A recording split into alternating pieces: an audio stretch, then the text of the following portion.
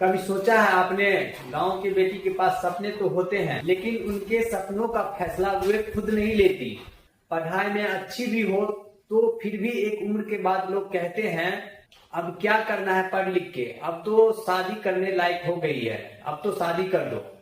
कभी किसी ने ये नहीं पूछा कि उस लड़की की इच्छा क्या है, उसका मर्जी क्या है। आज भी हमारा समाज लड़की को बाहर कहीं पढ़ने के लिए भेजने से पहले 100 बार सोचता है कि कहीं बाहर जाएगी तो कहीं बाहरी वातावरण में घुल नहीं जाएगी। अगर वो लड़की किसी लड़के से अगर सिर्फ दोस्ती भी कर ले तो उसे बच्चलन का धब्बा लगा दिया जाता है। फिर लड़की का जीवन का सबसे अहम और कीमती फैसला जो किसी भी इंसान के जीवन में एक ही बार आता है, और फिर आता है शादी की बात, जहां सिर्फ लड़की को वस्तु के रूप में ही समझा जाता है, देने का चीज वस्तु की तरह यूज किया जाता है। घर वालों से पूछा जाता है कि दहेज में क्या देंगे, बट उस लड़की का इच्छा कभी नहीं पूछा जाता है कि तुम्हें जिसमें अभी शादी नहीं करना चाहती तो हमारा समाज और हमारे समाज के लोग और खास करके अपने मम्मी पापा भी सोचने लगते हैं कि किसी और से अफेयर है इनका। तो सवाल ये नहीं है कि लड़की क्या कर सकती है, सवाल यहाँ पे ये है कि हम उसे करने देंगे या नहीं।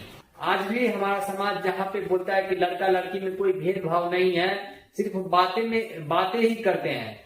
आज भी हमारे समाज में एक लड़का स्कूल जा सकता है, कॉलेज जा सकता है, अपने जीवन के बारे में सोच सकता है, अपने जीवन का फैसला ले सकता है, और जीवन का अहम फैसला जो शादी होता है वो लड़का खुद अपने हिसाब से ले सकता है, अपने पार्टनर को चूज कर सकता है। तो फिर लड़की क्यों नहीं कर सकती। समाज की असली तरक्की तभी होगी जब गांव की बेटी अपने हर फैसले में बराबरी से खड़ी होगी। पढ़ाई में, दोस्ती में, नौकरी में और शादी में, हर जगह पे। क्योंकि बेटी कोई बोझ नहीं होती, वे शक्ति है जो परिवार को अच्छे तरीके से संभाल सकती है और संभालती है।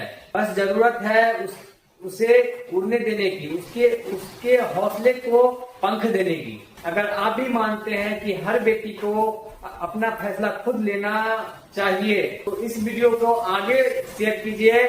शायद कोई पिता, कोई भाई, कोई माँ अपनी सोच को बदल ले और उस लड़की का जीवन सफल हो जाए।